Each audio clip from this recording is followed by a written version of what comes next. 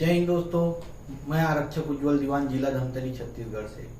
आज मैं पुलिस विभाग के आरक्षक कर्मचारियों एवं तृतीय श्रेणी कर्मचारियों को किस प्रकार से अधिकारियों द्वारा प्रताड़ित किया जाता है उस बात को आप लोगों के बीच में रखने के लिए आया हूं। और कागजात के आधार पर मैं बात करूंगा, डॉक्यूमेंट्स के आधार पर मैं बात करूंगा। अभी कोरोना का समय चल रहा है और कोरोना की इस गंभीर बीमारी के दौरान हमारे छत्तीसगढ़ राज्य के मुख्यमंत्री महोदय जी ने मुख्यमंत्री राहत कोष में शासकीय कर्मचारियों से एक दिन का वेतन दान करने की अपील की, स्वेच्छा से दान करने की अपील की। लेकिन मैंने दान करने के लिए असहमति जताई और उसके लिए अपने पुलिस अधीक्षक महोदय को पत्र दिया। मेरे उस पत्र देने के परिणाम स्वरूप मेरे पुलिस अधीक्षक महोदय ने मेरे अकेले की पोस्टिंग सिंगल आदेश निकाला है भरे कोरोना काल में कि नक्सल क्षेत्र के लिए, यहां से 100 किलोमीटर दूर जो नक्सल क्षेत्र है वहां के लिए आदेश निकला 26/4/2021 को। 26/4/2021 को आदेश निकला है लगभग 11:30-12 बजे के आसपास, और आधे घंटे के अंदर 12:20 पर मुझे एक फोन आता है 12:25 पर कि आपको नक्सल इलाके में जाना है और आपकी ड्यूटी सर्टिफिकेट कट गई है, आप आइए और ले जाइए। जबकि ये आदेश मेरे को आज दिनांक 27/4/2021 को शाम को 18:45 मतलब 6:45 बजे दिया गया। लेकिन मेरी ड्यूटी सर्टिफिकेट 24 घंटे से पहले हो गए कटे हुए, और ये नहीं बताया गया कि उस 100 किलोमीटर की दूरी के लिए मैं कैसे जाऊंगा। ना तो बसें चल रही हैं, ना कोई साधन है, ना किसी प्रकार का सरकार के द्वारा या मेरे विभाग के द्वारा मेरे को कोई साधन दिया गया। गृह मंत्री के आदेश से छुट्टियां निरस्त कर दी गई। मैंने अपने इलाज के लिए छुट्टी लिया है, ये पुलिस अधीक्षक महोदय ने ही दिया है मेरे को छुट्टी अपने इलाज के लिए, और ये छुट्टी मिली 8 तारीख से। लेकिन मैं अभी तक छुट्टी नहीं गया हूं। क्यों? क्योंकि अभी राज्य में ड्यूटी सख्त चल रही है, परिस्थितियां विपरीत है, और इन्होंने मेरा सिंगल आदेश कर दिया सिर्फ इसलिए क्योंकि मैंने अपना वेतन नहीं कटवाने के लिए आवेदन पत्र दिया है। इस प्रकार हमेशा। और फिर मैं कल पुलिस अधीक्षक महोदय के पास गया कि सर मेरी बात सुन लें। तो मेरे पहुंचने से पहले सर ऑफिस से चले गए थे। तो मैं अपना जो पत्र लेकर गया था उस पत्र को देने के लिए ऑफिस में 2-2.5 घंटे इंतजार किया, लेकिन वहां पर सख्त मना कर दिया गया है कि पत्र नहीं लेना है। मेरे द्वारा पत्र दिया जा रहा है लेकिन वहां लिया नहीं जा रहा ऑफिस में।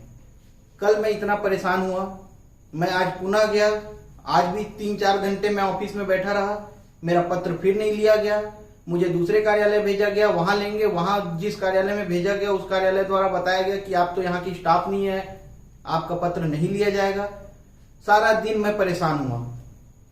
उसके बाद मैं अपना इस्तीफा लिख दिया तंग आकर। मजबूरी में मैंने इस्तीफा लिखा। अब मेरा इस्तीफा भी मेरे अधिकारी नहीं ले रहे हैं, मेरे ऑफिस वाले नहीं ले रहे हैं। अभी मैं जिस जगह पे मेरी पहले तैनाती थी वहां से मेरे को ड्यूटी सर्टिफिकेट देकर रवाना कर दिया गया है, और जहां मुझे जाना है वहां जाने के लिए साधन नहीं है। वर्तमान में तो मैं सिर्फ पुलिस अधीक्षक कार्यालय के और पुलिस अधीक्षक महोदय के अधीन रह गया हूं, लेकिन मेरी बात वही नहीं सुन रहे हैं। जिला के मुखिया होने के नाते अगर वो मेरी बात नहीं सुनेंगे तो मेरी बात कौन सुनेगा?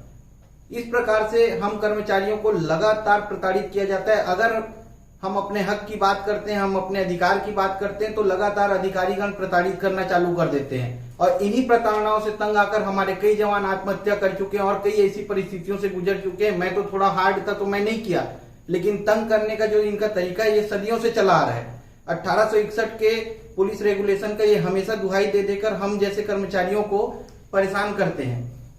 कोई बोलता है, कोई नहीं बोल पाता, जो बोलता है उसको अलग से प्रताड़ित किया जाता है। मेरा मेच का पोस्टिंग हुआ है सर, मैं जाने के लिए तैयार हूं, लेकिन अभी वर्तमान स्थिति ही नहीं है वैसी।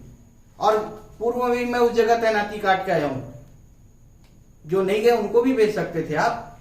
और ऐसा कौन सा मैं काम कर दिया जिससे मेरे को अकेला भेजना पड़ रहा है? और जिन लोगों का 6 महीना 8 महीना पहले आपने पोस्टिंग किया है उनको अभी तक आप रवानगी नहीं दिए हैं, और 5 मिनट 10 मिनट के अंदर आप मेरे को आदेश जारी करके रवानगी डलवा देते हैं मेरी जानकारी के बगैर। मैं पुलिस अधीक्षक महोदय को पत्र देता हूं तो मेरे से स्पष्टीकरण मांगा जाता है कि आप अपना स्पष्टीकरण दें। ये कि आप डायरेक्ट मुझे पत्र कैसे दिए? सर आप मेरे मुखिया हैं, आपको पत्र नहीं दूंगा तो किसको पत्र दूंगा? मैं अपनी परेशानी आपको नहीं बताऊंगा तो किसको बताऊंगा? इस प्रकार से प्रताड़ित करते हैं आप हमको। हम आज अपने हक की बात कर रहे हैं, अपने अधिकारों की बात कर रहे हैं। मैं आपसे आरटीआई से जानकारी मांग रहा हूं तो आपको तकलीफ होने लग जा रही है। जब आप लोग शोषण करते हैं हमारा तब तो हम नहीं बोले, जब हम सरकारी ड्यूटी अपने पैसों से करते हैं तब तो हम नहीं बोलते, तब तो आपको बड़ा अच्छा लगता है। जबकि शासकीय गाड़ियां आपके बच्चों को घुमा रही है, आपके घर वालों को घुमा रही है। अपने बंगलों में आप लोग 30-30, 40-40 पद के अनुसार 15-20 जवानों को रखा हुआ है। 20-25 हजार की सैलरी, 30 हजार की सैलरी वाले जवान, आपकी खुद की सैलरी। सर शर्म आनी चाहिए आप लोगों को, आपकी खुद की सैलरी होती है 1-1.5 लाख रुपए की। आप काम करने वाले कामगार नहीं रख सकते? जवानों का शोषण करते हैं, अपने घर में उनसे झाड़ू पोछा बर्तन करवाते हैं, तब आपको शर्म नहीं आती है? इतने बड़े बड़े पद के अधिकारी हैं आप लोग। आप लोगों का तो रिकवरी होना चाहिए सर नियम से। शासन उन जवानों को भर्ती करती है अन्य ड्यूटियों के लिए, जनरल ड्यूटियों के लिए, आपके बंगलों में काम करने के लिए नहीं होते सर वो। तब आपका नियम कायदा कानून कहां चला जाता है? जबकि साफ शब्दों में मैंने यहाँ पे सूचना के अधिकार से लिया हुआ है सर, दिखाता हूं मैं। सूचना के अधिकार से शासकीय गाड़ियों का उपयोग सिर्फ शासकीय कार्यों से होगा। ये PHQ से मेरे को शासकीय कार्यों के लिए ही उपयोग होगा। शासकीय गाड़ियों का उपयोग मिला है मेरे को, यहाँ पे साफ शब्दों में लिखा हुआ है। लेकिन आप लोग शासकीय गाड़ियों का उपयोग अपने घर वालों के लिए भी करवाते हैं, लेकिन हम जवानों को ड्यूटी के लिए गाड़ी देने की बारी आती है तब आप लोग पीछे हट जाते हैं। आज तक कितने जवानों को आप लोगों ने सम्मन वारंट तामील करने के लिए और नोटिस तामील करने के लिए पेट्रोल डीजल दिया है बताइए? आज पूछ रहा हूं सर, रिजाइन दे दिया हूं मैं विभाग से, नहीं डरता अब किसी से। और विभाग से जाने के बाद भी मैं अब अपने कर्मचारी भाइयों के लिए आखिरी तक लड़ूंगा, चाहे कोई भी परिस्थिति आए। इस प्रकार का प्रताड़ना नहीं है। यहां पर लिखा है साफ शब्दों में, गाड़ी की व्यवस्था होती है और गाड़ियों का उपयोग सिर्फ शासकीय कर्मचारियों के उपयोग के लिए होता है, शासकीय ड्यूटी के लिए। जवानों को यहाँ पर किसको कितनी पद जवानों की पात्रता इसमें साफ शब्दों पे लिख के दिया गया है PHQ से कि जवानों को उनसे ऐसा कोई कार्य नहीं लिया जा सकता। लिखा है इसमें, ऐसा कोई कार्य नहीं लिया जा सकता जिससे उसकी प्रतिष्ठा को नीचे होने की संभावना हो। और आप उनसे झाड़ू पोछा बर्तन करवाते हैं। आज मैं प्रत्यक्ष इन चीजों को देखा हूं और किया हूं, मैं ये ड्यूटियां किया हुआ हूं, तो मुझे किसी की सफाई की भी जरूरत नहीं है। और आज अपने 2-3 साथियों से भी बात किया जिन्होंने ये सब ड्यूटियां की हैं। और आप लोग अपने घरों में कुत्ता चरवा रहे हैं, उनसे खेती करवा रहे हैं, कोई घास उखड़वा रहा है, कोई कुछ करवा रहा है। माली भर्ती कीजिए, मालियों को लाइए अपने घरों में रखिए ना सर। ये सब काम कराने आपके घर के डस्टिंग करने के लिए क्या जवान आपके घरों में बर्तन धोने के लिए हैं? शर्म आनी चाहिए सर। आप लोग इतने बड़े पदों में बैठे हुए हैं और कर्मचारियों का शोषण करते हैं। अपनी बात रखने के लिए हमको मौका नहीं दिया जाता है। आज मैं 2 दिन से घूम रहा हूं, कल भी घूमूंगा, लगातार 3, 4, 5 दिन तक घूमूंगा, लेकिन मेरी कोई सुनवाई नहीं होगी। जब मेरी बातों को आप सुनेंगे नहीं तो फिर आप लोग उस पदों में बैठ के काहे के लिए अपना तमाशा करवाने के लिए बैठे हैं? सोशल मीडिया का युग है, पहले दबा लिया आप लोगों ने जितना दबाना था। अभिव्यक्ति की आजादी है, मैं अपने अधिकार और अपनी चीजों के लिए बोल सकता हूं, लिख सकता हूं, और अब मैं ये करूंगा और हमेशा करूंगा। और आप लोग जितने नियम कायदे कानून तोड़े हैं, आप लोग जो महीने में 15, 20, 10 जवानों को रखते हैं जिनका 2 लाख, 2.5 लाख, 3 लाख रुपए की सैलरी बनती है, अब आप लोग दीजिए शासन को। आप लोग की तो रिकवरी होनी चाहिए, अच्छे से होनी चाहिए और पूरी तरीके से होनी चाहिए। तब आप लोगों को समझ में आएगा कि जवानों का शोषण कैसे होता है और क्या होता है। अपने बंगलों में जब जवानों को रखते हैं उसका अधिकार नहीं है आपको, यहाँ पे लिखित में दिया गया है मेरे को, तब भी तो आप रख रहे हैं ना। नियम कायदे सिर्फ जवानों के लिए होते हैं, नीचे स्तर के। हम अपनी बात नहीं रखेंगे क्या सर? सिर्फ हमारा शोषण करने के लिए आप लोग आए हुए हैं। 1861 का पुलिस रेगुलेशन को लेके समय के अनुसार संशोधन किया होता तो ये दिन नहीं देखना पड़ता। नहीं हो रहा है तो हमारा लगातार शोषण हो रहा है। बेचारे कई जवान आत्महत्या कर लिए आप लोगों को शोषण से परेशान होकर। कई जवान बेचारे घुट घुट कर जिंदगी जी रहे हैं जो कुछ नहीं बोल पा रहे हैं। लेकिन मैं अपने आप को नीचा गिराकर अपना जमीन बेच के नौकरी नहीं कर सकता।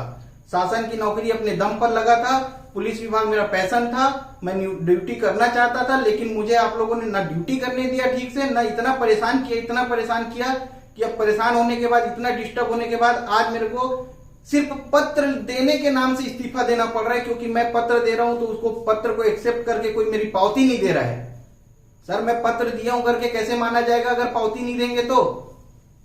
और मेरी बातों को आप सुनने के लिए तैयार नहीं है। मेरे जैसे कई जवान हैं जो परेशान हैं, और आप लोग इस तरह से प्रताड़ित करते हैं और उनको परेशान करके फिर उनको आत्महत्या के लिए आप लोग मजबूर करते हैं। 90% मामलों में ऐसा देखा जाता है कि जवान आत्महत्या कर लेता है और आप लोग बोल देते हैं कि पारिवारिक कारण। सच्चाई से जांच की जाए ना सर, तब पता चलेगा कि क्या कारण था, मुख्यतः क्या कारण है।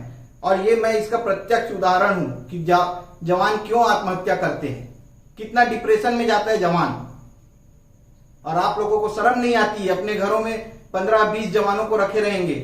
अब उन सब चीजों के लिए आके बोलती है, क्यों नहीं बोलते आप लोग कि नहीं मैं तो 20 जवान अपने घर में रखा हूं, 15 रखा हूं, 10 रखा हूं, मेरी पोस्टिंग तो फलाना जगह है लेकिन 4 जवान मैं उस जगह पे रखा हुआ हूं अपने घर में। बोलिए ना सर, तब तो समझ में आएगा। आप लोग उस चीज को समझते ही नहीं है। हम लोग की परेशानियां नहीं है, सिर्फ आप लोगों की परेशानियां हैं। जो आप लोग को तो शर्म आना चाहिए। 500, 200, 1000 रुपए का नौकर नहीं रख सकते घर में, आप जवानों के ऊपर डिपेंड है। बस आज इतना ही कहना है। और आगे अब मैं पूरी तरीके से समर्पित हूं पुलिस विभाग में। पुलिस तृतीय श्रेणी पुलिस कर्मचारियों को न्याय दिलाने के लिए हर संभव प्रयास करूंगा, नौकरी छोड़ने के बाद, और डट के प्रयास करूंगा। अब तक तो मैं विभाग में था, नियमों कानूनों में बंधा हुआ था, अब लेकिन मैं इन सब चीजों के लिए खुलकर विरोध करूंगा। गलत का विरोध पूरा खुलकर करूंगा। और शासन, ये प्रशासन नियम को नहीं रोक सकते। आप दबाने की भी कोशिश करेंगे तो भारत का संविधान है, भारत का कानून है, मैं उसका सहारा लूंगा। आप मेरा आज पत्राचार लेने से मना कर रहे हैं, कल मैं सिविल आदमी बनकर पत्र दूंगा, तब मैं देखता हूं आप मेरा पत्र लेने से कैसे मना करते हैं।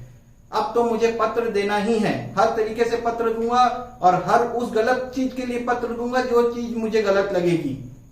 अपने अधिकारों का दुरुपयोग करने हेतु अब आप लोग सतर्क हो जाएं, क्योंकि अब आप लोगों की तानाशाही नहीं चलेगी। मीडिया, सोशल मीडिया का युग है और लोकतांत्रिक देश भारत में पैदा हुआ हूं मैं, मुझे भी अपने अधिकारों के लिए लड़ने की आजादी है। पहले आप लोगों को जितना शोषण करना था आप लोगों ने कर लिया, अब करके देखिए। जय हिंद, जय भारत, जय छत्तीसगढ़।